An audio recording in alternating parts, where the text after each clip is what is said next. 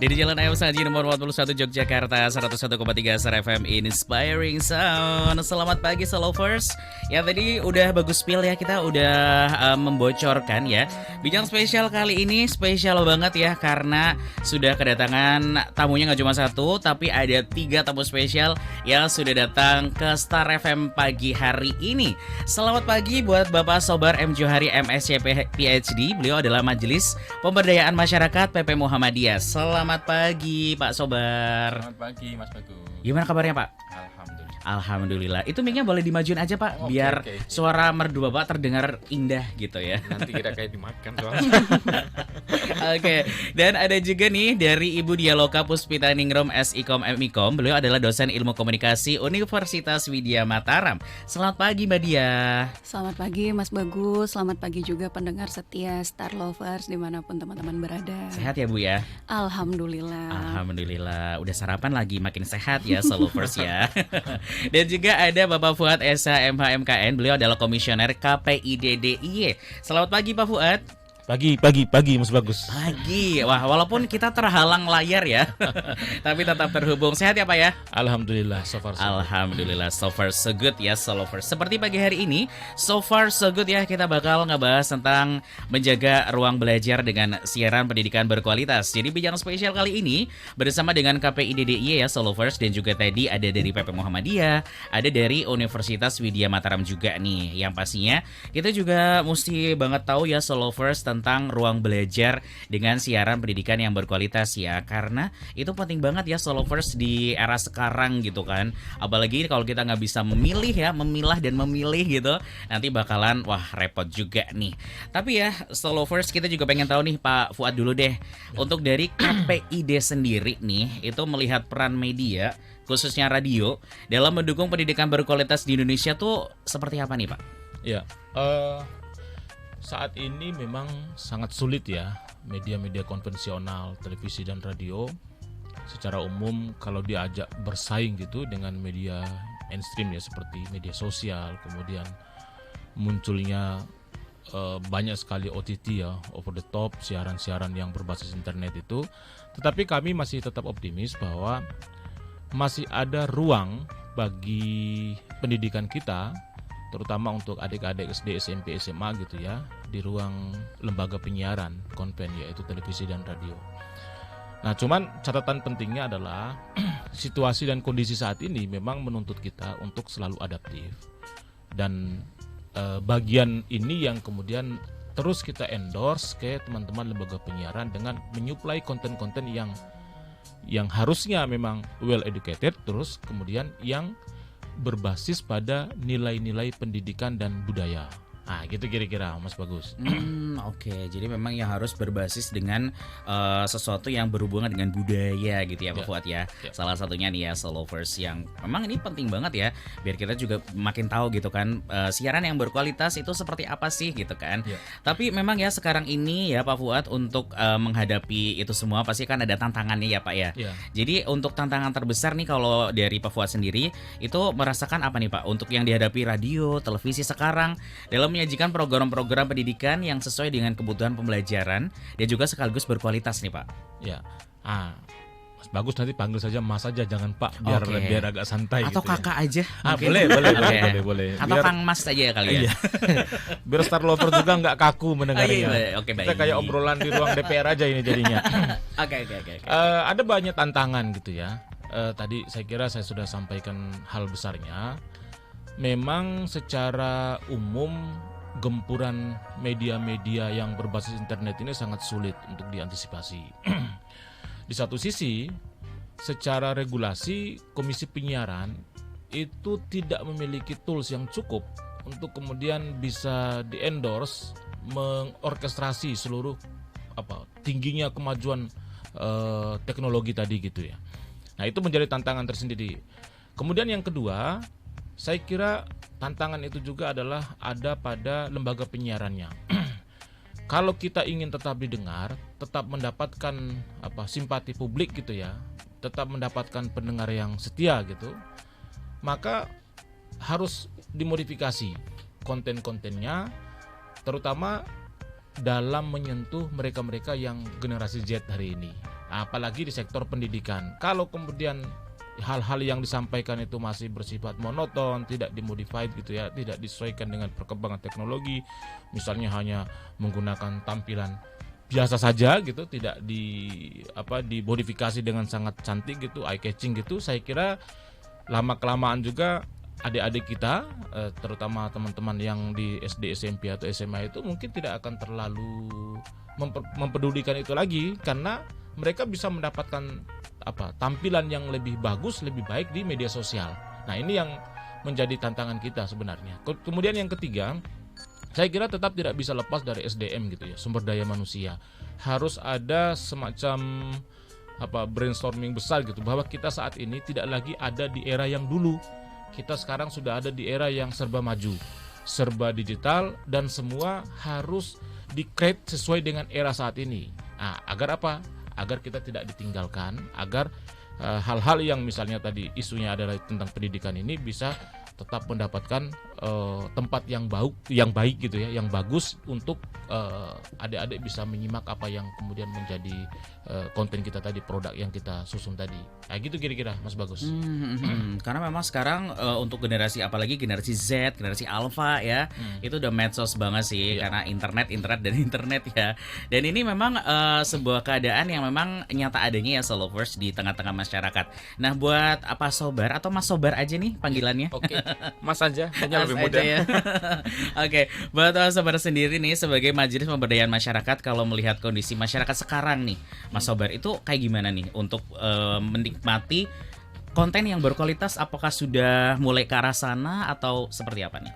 Jadi yang pertama, saya itu masih berharap sama radio dan televisi, di mana di suatu negara media yang bisa diawasi itulah yang menjadi ujung tombak untuk menghadirkan tayangan yang berkualitas. Nah, radio televisi yang masih bisa dipegang, dikontrol oleh publik, otomatis sini ada otoritas, ada KPID, itu kan menjadi ujung tombak kita, sehingga sebenarnya itu masih ada ruang di hati masyarakat. Saya contohkan aja, saya juga kaget baca data itu, ternyata radio yang masih aktif di Jogja itu masih ada 60-an. Terus yang kedua, televisi itu setelah kemarin beralih kan dari analog ke digital itu naik 100% itu kan. Kalau ruang itu masih, artinya sebenarnya masyarakat Jogja itu masih menggunakan itu sebagai tol utama di bidang pendidikan. Tinggal saya kira tadi apa yang disebutkan oleh Pak Fuad itu betul, tayangannya yang berkualitas dan tayangan yang dibutuhkan oleh masyarakat. Saya contohkan aja umpamanya di Yogyakarta ini mayoritas itu apa itu? Mayoritas umpamanya warganya, umpamanya di Kulon Progo warganya bertani. Harusnya radio atau apa itu punya siaran yang bisa dipajang di ruang publik, contoh Tani Makmur umpamanya. Itu tayang setiap jam 7 dan KPID harus mendukung dan menyewa, jadi pemerintah Jogja itu bisa ada tempat atau space iklan yang besar setiap jam 7 pagi. Bagaimana Jogja taninya bisa sukses itu gimana? Itu saya gitu keren-keren. Jadi tanggapan masyarakat sebenarnya itu masih di siaran itu masih mereka peduli dan mereka berharap banyak ya dari KPID untuk mengontrol itu semuanya.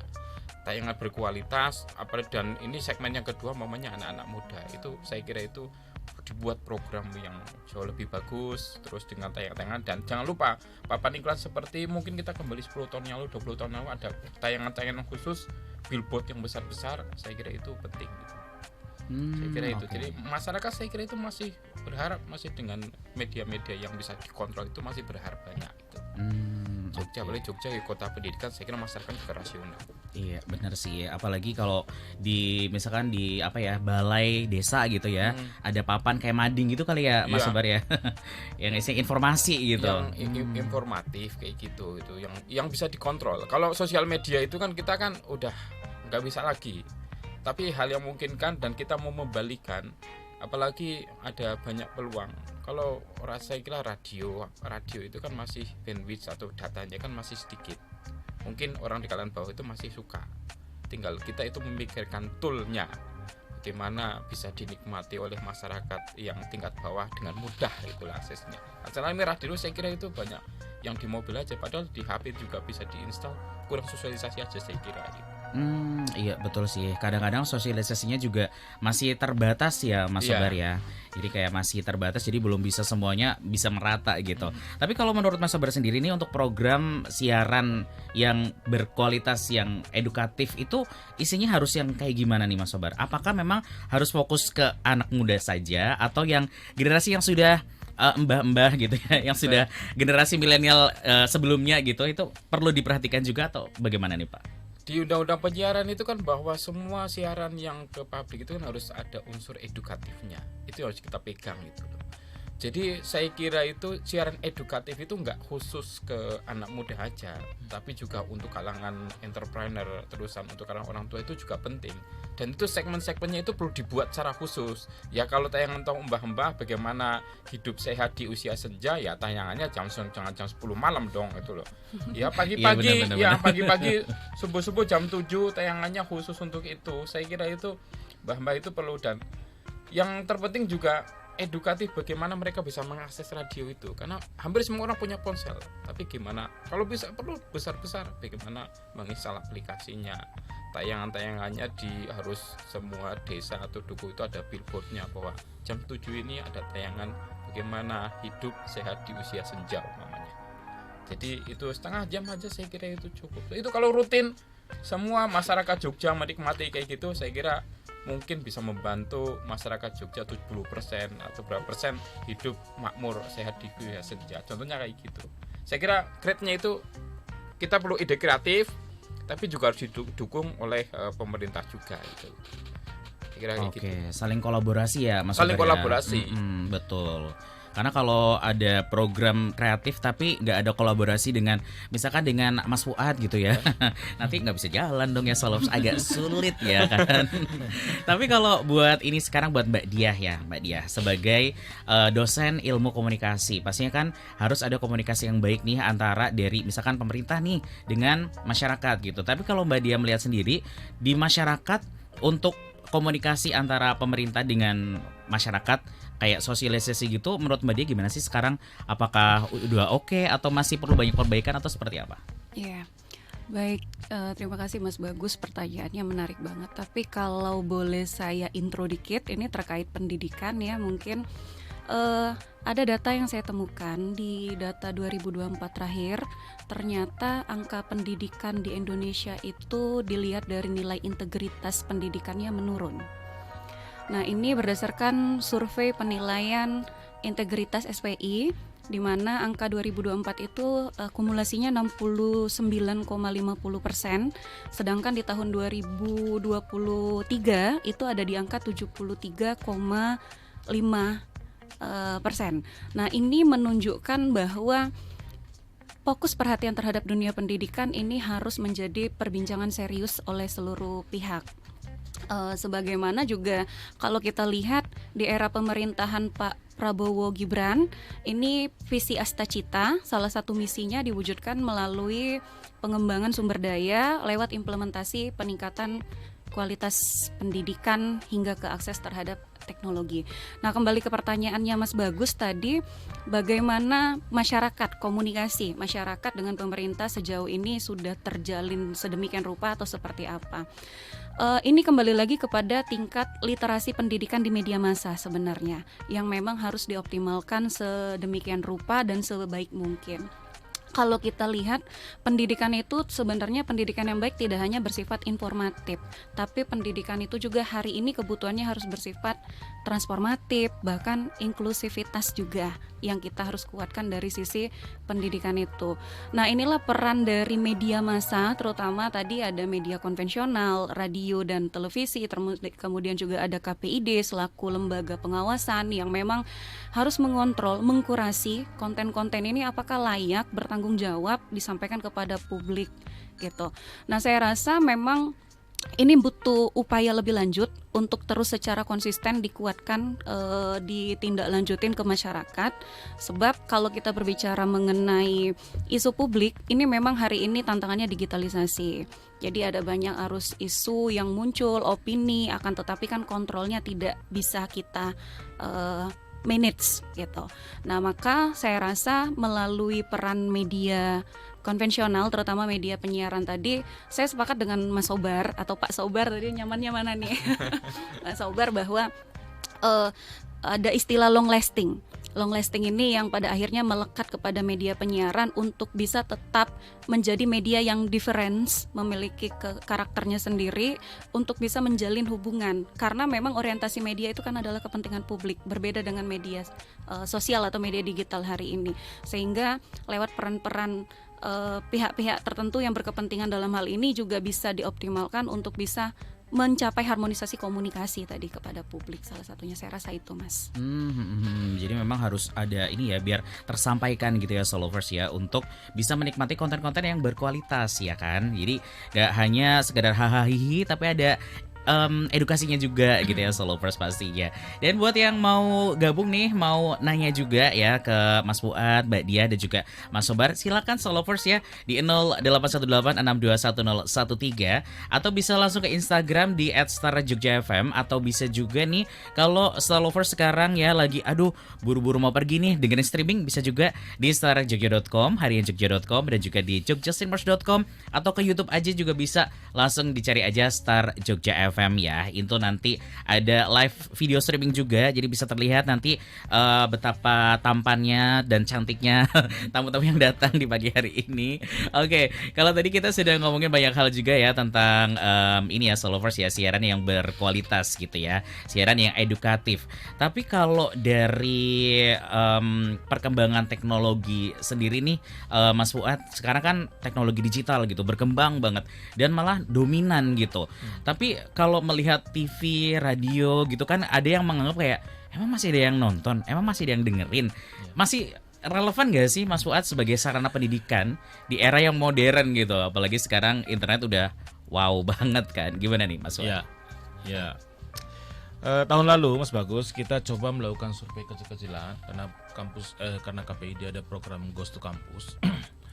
Kita coba menarik informasi dari mahasiswa gitu. Bahkan mahasiswa itu tidak tahu ada stasiun stasiun radio di Jogja.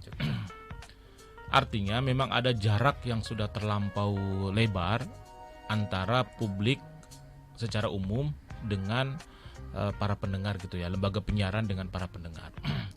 Nah, tantangan ini, ihwal kejadian ini saya kira tidak lepas dari tadi ya, besarnya arus informasi yang masuk melalui internet itu yang sangat tidak terkontrol. Nah, satu sisi kalau bahasa saya itu analoginya begini.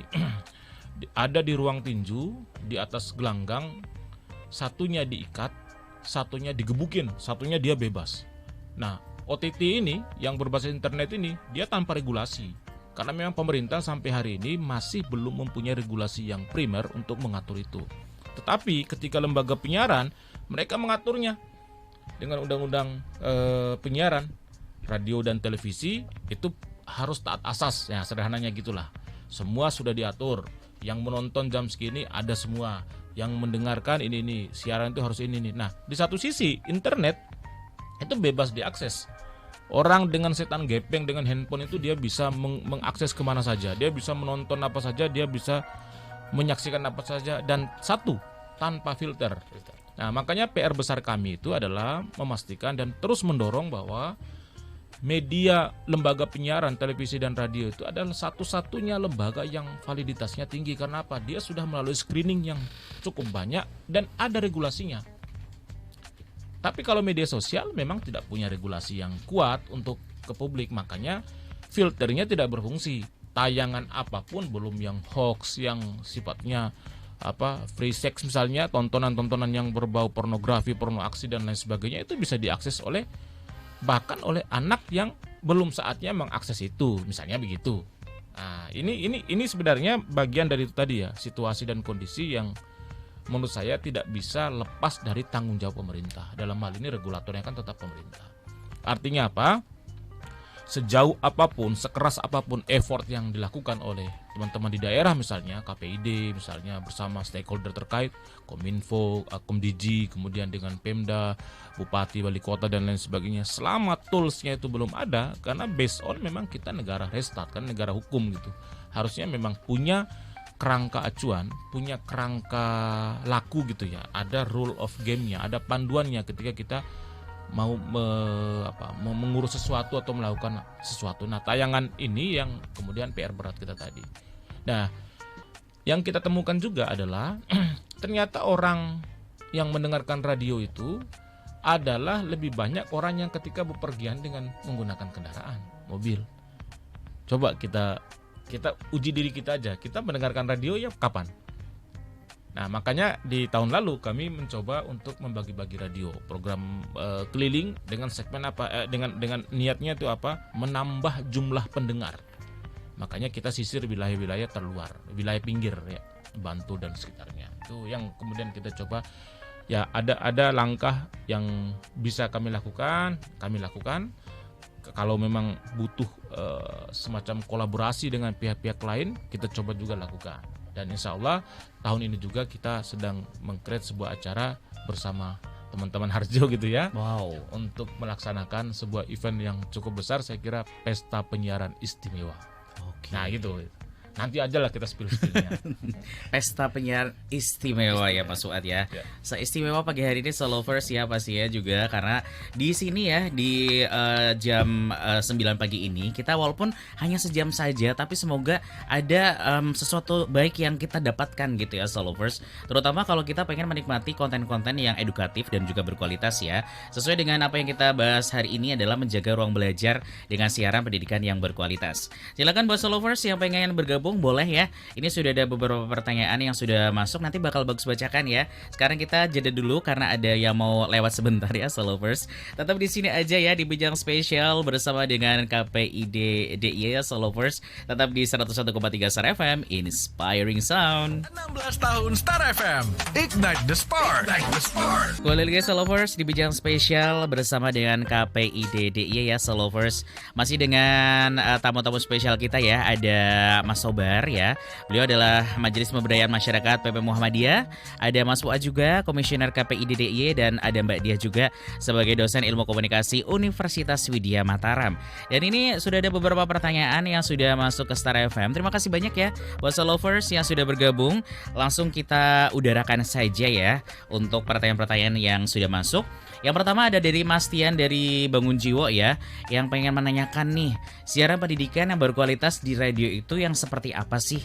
Silakan Mas Fuad atau Mas Sobar mungkin atau Mbak Diah juga bisa untuk memberikan jawabannya. Gini, satu siaran yang berkualitas itu kan yang bisa diterima dengan baik oleh audiens dan audiens itu ngerasa ada improve dari siaran itu.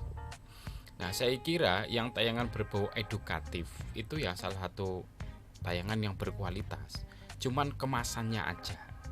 Jadi karena kemasan bagaimana membuat pendengar itu ngerasa nyaman kayak gitu itu penting gitu loh.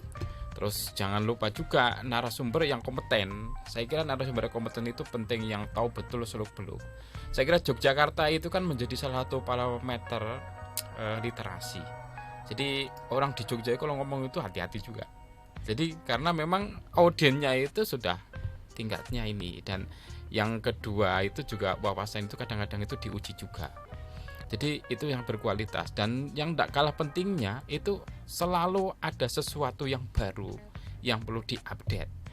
Dan apalagi ini tadi persaingannya itu kan persaingan dengan media digital yang lain gitu loh. Saya kira kan sekarang kan kebalik, bagaimana sekarang kan orang yang di media digital kadang-kadang kan kekurangan konten. Karena kekurangan konten mereka ngambil dari yang lain. Nah, harapan saya itu di orang di Jogja itu, siaran-siaran di Jogja itu bisa diambil kontennya nggak apa-apa, ditayangkan, biarin orang-orang lain itu ngambil klip-klip bait-bait yang bagus-bagus itu untuk ditayangkan di media digital. Kan kayak gitu. Dan saya yakin pantauan dari para YouTuber, para apa itu salah satunya itu memantau sumber dari Jogja loh.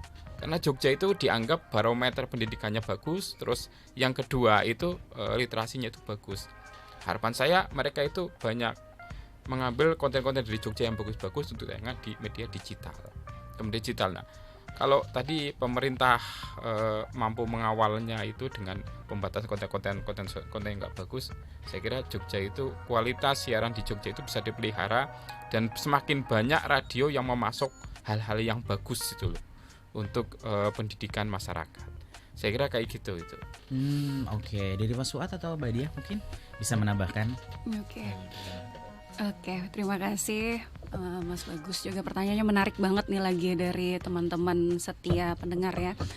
Terkait konten apa sih yang cocok, bagus gitu di media penyiaran hari ini? Saya rasa konten yang memang bisa sesuai dengan kebutuhan pendengar.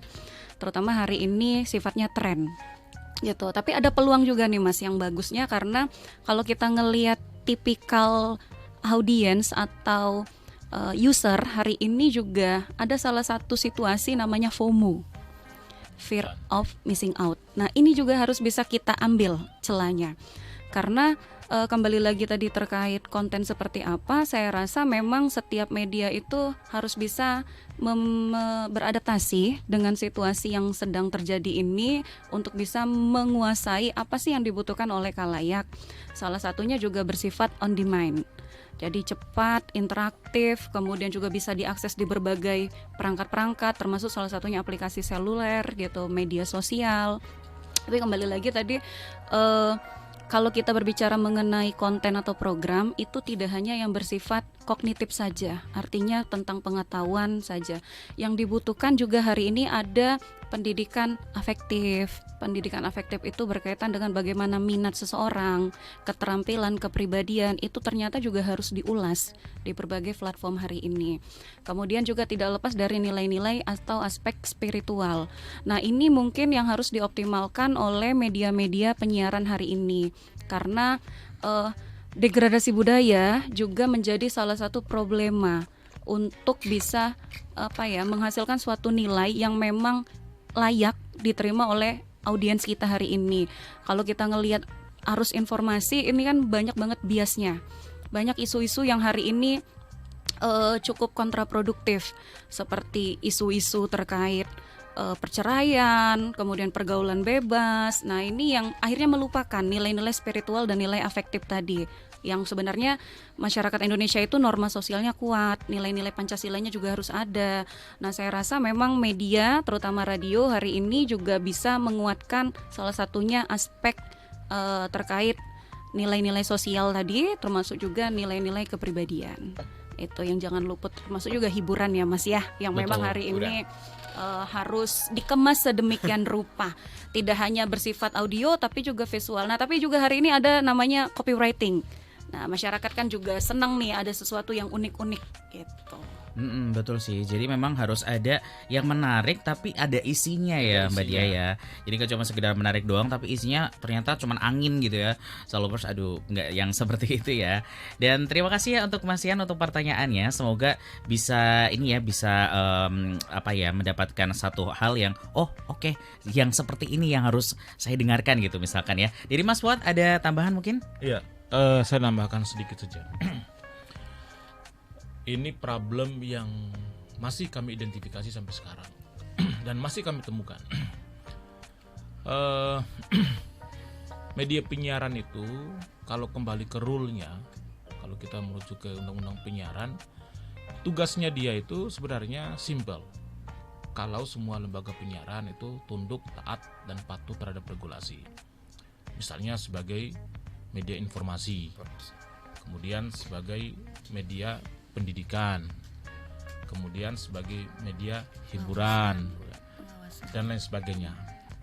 Jadi kalau itu dipegang teguh, dipegang dengan patuh, maka tayangan-tayangan yang dihasilkan itu menjadi sesuatu yang sifatnya punya nilai edukasi. Itu yang pertama. Kemudian yang kedua, akibat kencangnya transformasi digital pasca analog switch off itu, ASO itu, ini menjadi tantangan tersendiri. Nah, sayangnya KPI dan KPID itu dia tidak bisa mensortir, misalnya begini, ketika kita event election kemarin ya, pemilu ya. Pemilu itu dia partai-partai atau tim ses itu dia punya strategi untuk menitipkan kampanye dan lain sebagainya di radio atau televisi gitu. Nah, di bagian ini kami tidak bisa melakukan kontrol. Ketika dia sudah menyiarkan, baru kemudian kami masuk di situ. Ini menjadi PR juga kalau kemudian lembaga penyiaran asal terima saja konten-konten apapun tadi itu loh. Itu kira-kira tadi menyambung apa yang disampaikan oleh Mas Sobar itu. Nah, kalau rujukan kita itu sama gitu dan taat kepada regulasi, saya kira kita akan mendapatkan tayangan-tayangan atau hal-hal yang diperoleh dari lembaga penyiaran tadi itu sesuatu yang sifatnya positif-positif. Tetapi kami juga tidak bisa menafikan bahwa misalnya terhadap anak-anak atau adik-adik kita, PR besarnya itu adalah tetap ada pada keluarga. Sejauh mana mereka diberi kesempatan untuk mengakses gadget gitu ya. Kalaupun itu bisa kita kontrol dengan maksimal, ya maka sebaiknya memang harus ada pengawasan itu. Karena di ruang-ruang yang berbasis internet itu di awal tadi kami sampaikan memang tidak terfilter dengan sangat baik. Belum lagi tayangan-tayangan yang berbau kekerasan, kemudian berbau memecah belah bangsa.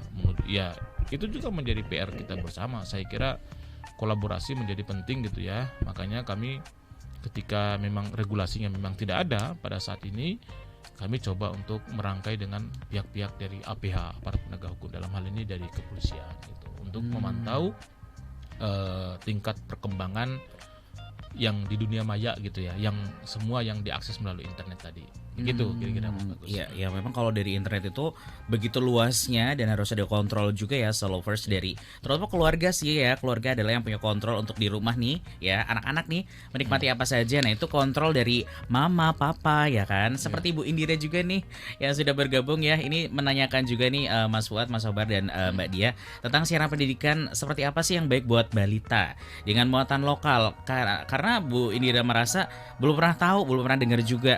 Atau mungkin Bu Indira yang merasa kurang update atau gimana. Jadi biar anak-anak sekarang tahu bahasa Jawa juga nih. Silakan, gimana nih dari Mas Sobar? Ini Gimana nih? pertanyaan menarik dari Bu Indira ini. Ini kan kalau anak-anak itu kan sebenarnya mereka lebih cepat nyantol. Apalagi anak-anak balita itu, mereka usia emas itu. Usia tubuh emas itu saya kira perlu didengarkan yang baik-baik, salah satunya ya di pagi hari. Nah, kalau menurut teori pertumbuhan itu pas bangun tidur itu, makanya ada teori kenapa dulu musik-musik kayak Mozart itu dianggap bagus itu. Nah, saya kira radio itu kan bisa masuk ke situ.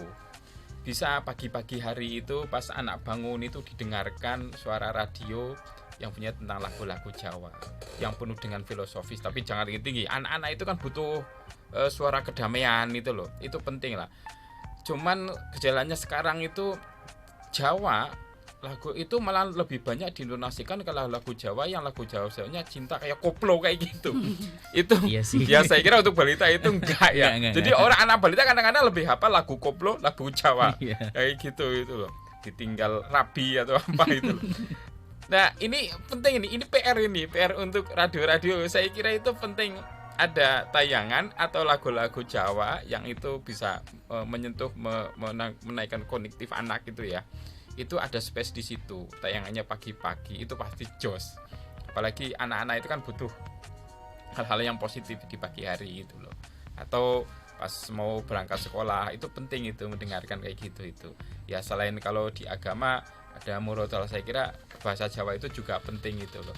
Karena saya nangkep di bahasa Jawa itu, kalau kita menggunakan bahasa Jawa yang betul di keluarga itu, sampai marah pun itu orang sudah terbiasa pakai kromo inggil sama orang tua kayak saya itu, nggak bisa marah sama orang tua.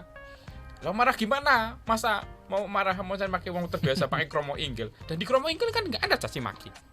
Nah, caci maki itu kan cuma ada di bahasa Indonesia. Kalau di kromo inggil itu tuh nggak ada itu loh. Itu penting mengajarkan kromo inggil itu sama aja mengajarkan anak-anak kita itu sopan santun, termasuk sama orang yang lebih tua itu.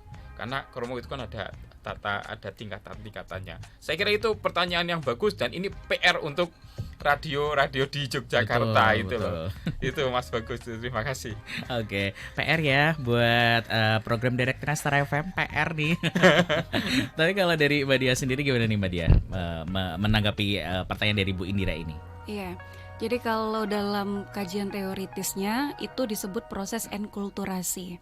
Jadi ada proses pembelajaran agar satu budaya tadi, ada istilah budaya itu diwarisi dari satu generasi ke generasi berikutnya.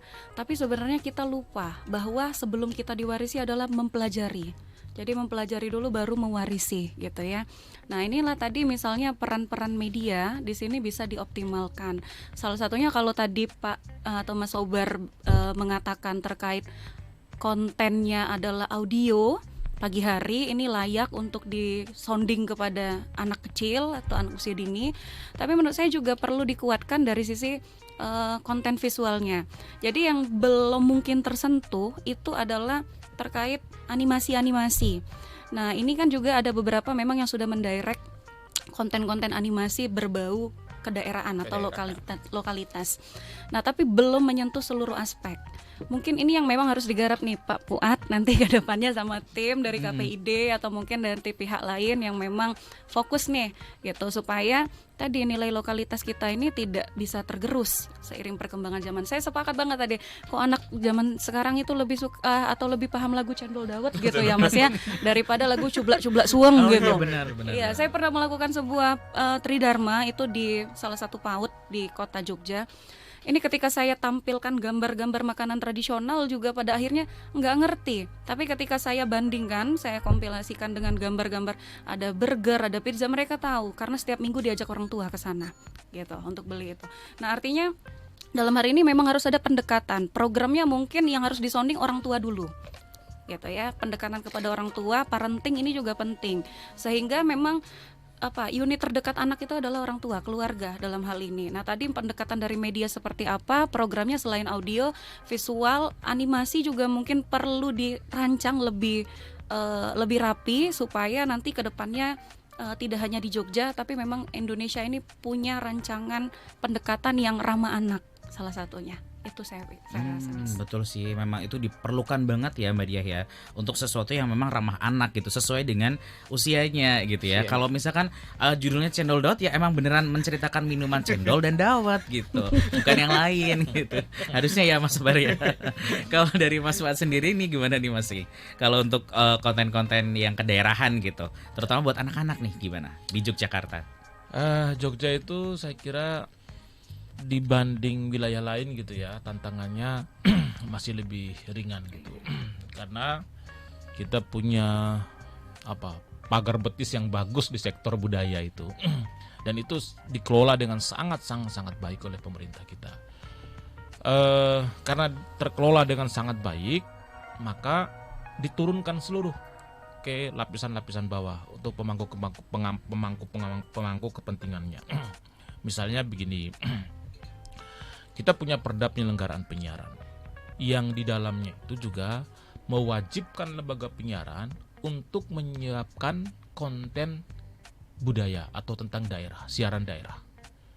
Nah, itu bentuk apa? Bentuk partisipasi yang dibuat oleh pemerintah daerah agar apa? Agar semangat kedaerahan itu terus ada.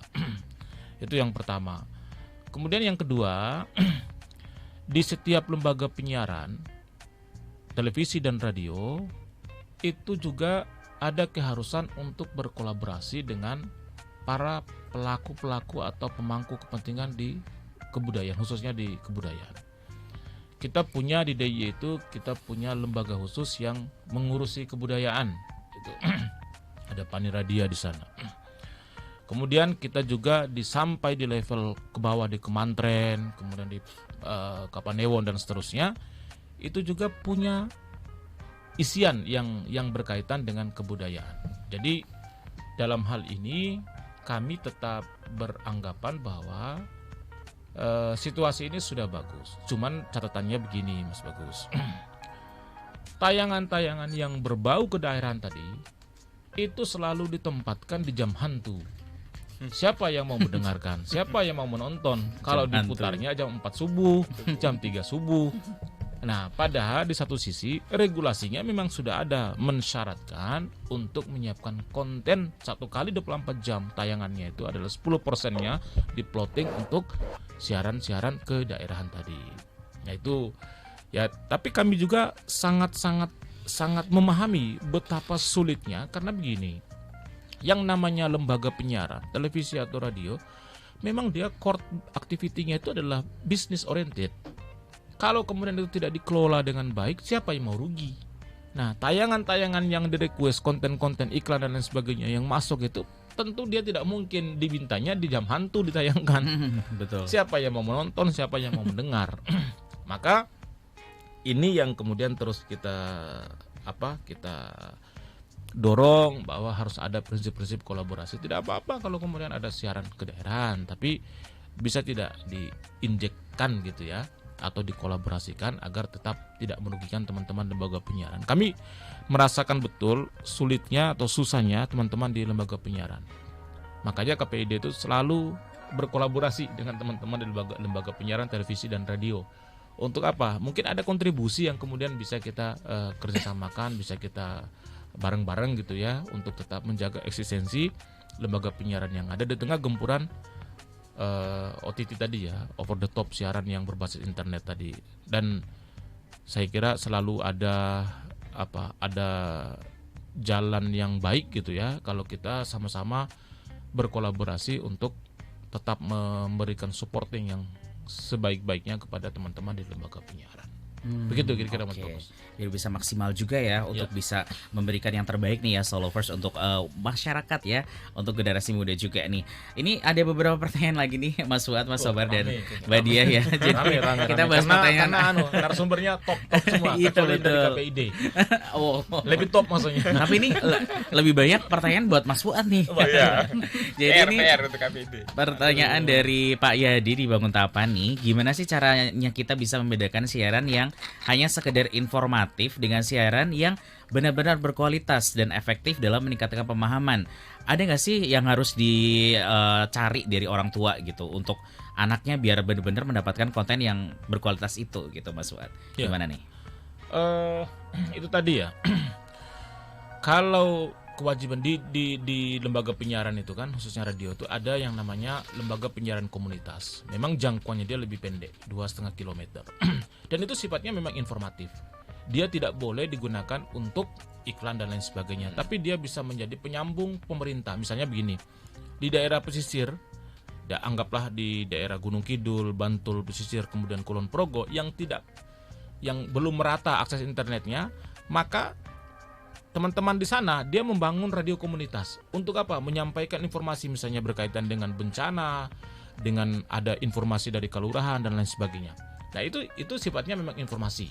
Tapi kalau kita bicaranya itu adalah akses pada umumnya yang berkaitan dengan lembaga penyiaran konvensional ya, televisi dan radio di luar lembaga penyiaran komunitas tadi, ini yang memang perlu kita cermati bersama. Apakah yang disampaikan itu adalah sesuatu yang sifatnya informatif atau sesuatu yang memang ini ada iklannya. Iklan. Nah, misalnya begini, Mas Bagus, ini sering kita temukan. Jamu obat kuat. Coba kita lihat tuh, banyaknya iklan itu, sebanyak-banyaknya mungkin lebih banyak tayangan itu. Cara cepat menjadi kaya atau apa. Jadi banyak sekali tayangan-tayangan itu yang sifatnya memang informatif, Pak. Tapi apakah itu well educated? Apakah itu sesuatu yang sifatnya bisa memberikan insentif pengetahuan kepada kita? Satu produk obat itu bisa menyembuhkan 100 jenis penyakit. Gimana ceritanya? Nah, itu juga menjadi tantangan bagi kita. Artinya kami tetap berharap bahwa masyarakat itu dia punya filter untuk bisa mensaring. Makanya selalu kita dengar tagline saring sebelum sharing kan begitu. Untuk apa? Untuk memastikan bahwa informasi yang masuk ke dia, kalau memang dia itu merasa ini tidak edukatif, ya sudah stop di dia. Stop di orang yang mengakses itu. Dan sebaran-sebaran informasi ini biasanya dari media sosial. Kami tetap yakin sekali bahwa televisi dan radio hari ini satu-satunya lembaga atau media yang validitasnya tinggi karena melalui screening yang cukup ketat. Nah, itu kira-kira. Jadi dari sumber-sumber yang memang bisa bisa dipertanggungjawabkan ya, yes. Mas Fuad ya. Dan memang nggak sekedar sembarangan ngunggah konten gitu ya. Kalau di TV atau di radio nih ya, Solovers. Dan ini juga ada satu pertanyaan ini yang terakhir aja nih dari Mas Ian. Jadi ini ada pertanyaan buat Mas Sobar dan buat Mbah Dia juga. Jadi untuk pertanyaan untuk Mas Sobar ini adalah apa sih definisi ruang belajar di mata regulator dan pemberdaya masyarakat, atau justru punya tafsir yang berbeda yang perlu disatukan mempersatukan gitu. Gimana nih Mas Sobar? Gini, saya kan di Majelis Pemberdayaan Masyarakat ya. Pemberdayaan itu kan sebenarnya kan bottom ya, dari bawah ya, bottom up. Jadi modelnya itu apa yang dipunyai masyarakat, potensi itu dikumpulkan, itu jadikan sebagai suatu kekuatan yang positif, dan untuk menumbuhkan kemampuan masyarakat itu dari sisi ekonomi, dari sisi apapun itu bisa. Jadi disitulah sebenarnya ada ruang-ruang yang memungkinkan masyarakat itu bisa menggali potensinya. Jadi menurut saya ruang belajar itu adalah ruang yang memungkinkan orang itu untuk memunculkan potensinya, potensi mereka itu, sehingga mereka tahu potensinya, dan potensi kalau digabungkan itu menjadi sesuatu yang positif gitu. Itu sebenarnya definisi ruang belajar bagi kita di Majelis Pemberdayaan Masyarakat. Karena saya terbiasa kayak mamanya dampingi petani mamanya. Petani itu sebenarnya mereka itu punya ilmu banyak dari best practice pengalaman mereka.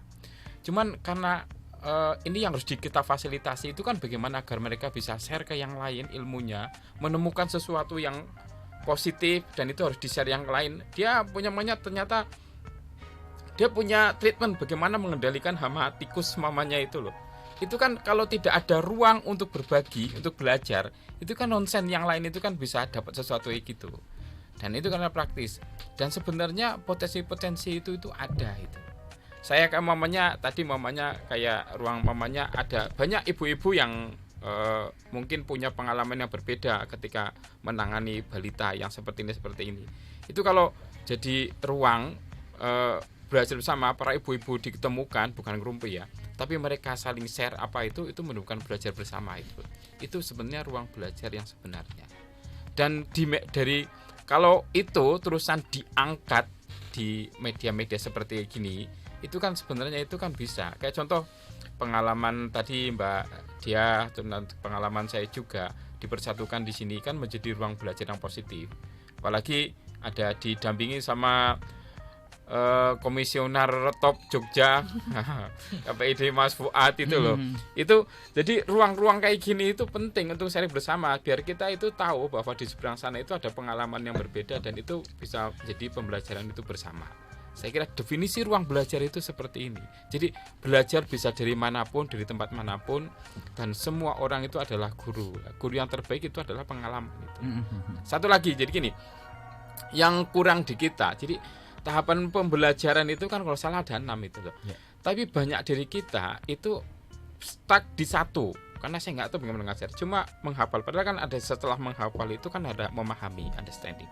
Memahami baru mengaplikasikan. Mengaplikasikan dengan analisis dah.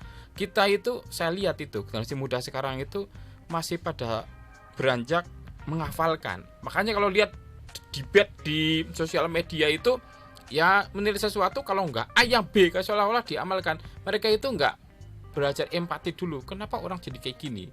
Ketika ada tayangan langsung dijustifikasi. Artinya orang kan belum belajarnya berusaha menghafalkan aja, belum understanding. Kenapa orang kayak seperti ini? Jadi enggak menghujat terlebih dahulu. Itu contoh, saya kira gitu itu. Apalagi saya berharap nanti ada analisis, evaluasi, itu tinggal lanjut. Tapi kalau masyarakat yang di negara maju yang udah pinter itu nggak cuma memahami, mereka sampai menganalisis kenapa seperti ini. Nah, ruang-ruang seperti itu memungkinkan orang belajar itu sampai pada menganalisis seperti itu.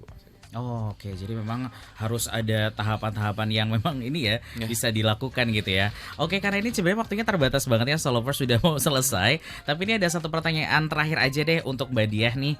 Untuk dari sudut pandang akademis, definisi siaran pendidikan di Indonesia itu sudah sejalan gak sih dengan teori komunikasi pendidikan yang efektif atau gimana nih Mbak Diah? Iya. Jadi ada salah satu teori komunikasi massa, itu teorinya McLuhan, determinisme teknologi. Jadi kalau kita ngelihat eranya hari ini, disrupsi era di mana teknologi digital hari ini berperan mengubah cara manusia berkomunikasi dan pada akhirnya membentuk sebuah budaya baru di dalam aktivitas manusia. Nah, hal ini yang tidak bisa kita tolak gitu. Dari perubahan perilaku. Jadi ada preferensi baru yang muncul di era yang serba cepat hari ini. Nah, kalau tadi melihat bagaimana media hari ini bekerja, saya rasa media juga tetap harus berpegang pada prinsip kerjanya. Jadi tadi disebutkan Pak Fuad ada fungsi edukasinya, pengawasan, hiburan, sampai ke fungsi persuasi juga. Saya rasa ketika itu media masih bisa menjalankan perannya sebagaimana mestinya, maka teori-teori yang ada itu juga bisa tetap sejalan gitu. Karena yang menjadi tidak sejalan itu ketika tadi yang dikejar hanya rating, yang dikejar hanya popularitas tanpa melihat apa sih sebenarnya keperluan lembaga itu sendiri sebagaimana fungsinya. Jadi saya rasa memang penguatan literasi pendidikan di media ini memang harus dioptimalkan oleh seluruh pihak, tidak hanya oleh media massa, oleh pemerintah, tapi juga ada salah satu pendekatan pentahelik. Ini merupakan kolaborasi. Jadi ada media, ada pemerintah, ada juga lembaga pendidikan, termasuk juga swasta, komunitas di dalamnya atau masyarakat. Ini juga harus saling berpegangan karena era hari ini adalah era kolaborasi gitu, yang mengharuskan semua pihak ini untuk memikirkan bagaimana nanti ke depannya, terutama tadi terkait fungsi media sebagai lembaga yang mencerdaskan generasi bangsa. Gitu, Mas. Ada kolaborasi lah ya Mbak Diah ya, bisa dibilang ya, biar media yang ada tuh benar-benar bisa memberikan manfaat yang baik gitu ya untuk masyarakat, untuk warga dia Solovers. Baiklah, ini sudah selesai sebenarnya, agak ini ya waktunya agak berlebihan dikit, tapi nggak apa-apa karena seru banget ya untuk obrolan kita di pagi hari ini. Terima kasih buat Mas Fuad, Mbak Diah, dan juga Mas Sobar. Terima kasih Mas Bagus yang sudah datang ke Star FM, kita ngobrol-ngobrol bareng. Semoga nanti ada waktu lainnya yang kita bisa ngobrol lebih panjang ya, pastinya dengan tema yang berbeda juga. Terima kasih Solovers ya. Saatnya Bagus juga pamitan nih dari Bincang Spesial kali ini. Terima kasih banyak. Sampai bertemu lagi dan selamat menikmati hari Jumatnya. Semoga segala aktivitas berjalan dengan lancar ya Solovers. Sampai ketemu lagi. Sampai jumpa dan tetap stay tune di 101,3 Star FM Inspiring Sound.